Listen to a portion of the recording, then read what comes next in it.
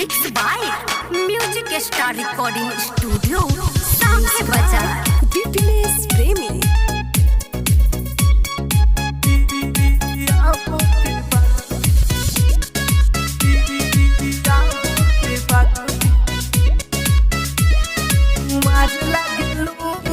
जिला भर के लइका दीवाना बरसन, आगे पीछे घूमत रोजाना बरसन। ए बाबू जिला भर के लइका दीवाना बरसन, आगे पीछे घूमत रोजाना बरसन। हमके देखही में गोरी तो फिलार लागेलू, हमके देखही में गोरी तो फिलार लागेलू। तू बियाहो के बाद भी कुमार लागेलू, तू बियाहो के बाद भी कुमार लागेलू।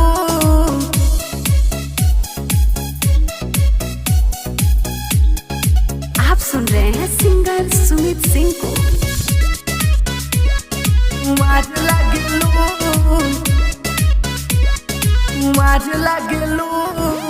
बनल बाजारो बाटे जाने तू बिगाड़, चढ़ल जवानी के ना पानी उतार।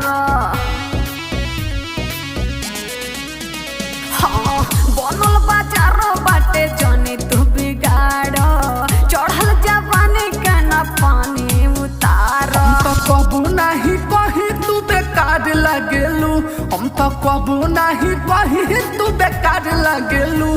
तू बियाहो के बाद भी कुंवार लागेलू, तू बियाहो के बाद भी कुंवार लागेलू।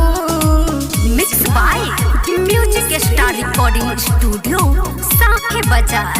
बियाहो के बाद भी, बियाहो के बाद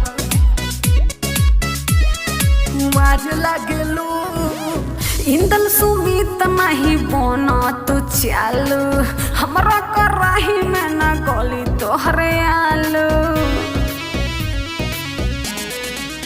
सुना विपिनेश राकेश नहीं बना तो चालू, हमरा कराही में ना गली तोहरे आलू। हमके देखही में गोरी जान मार लागेलू, हमके देखही में गोरी जान मार लागेलू। तू बियाहो के बाद भी कुंवार लागेलू, तू बियाहो के बाद भी कुंवार लागेलू।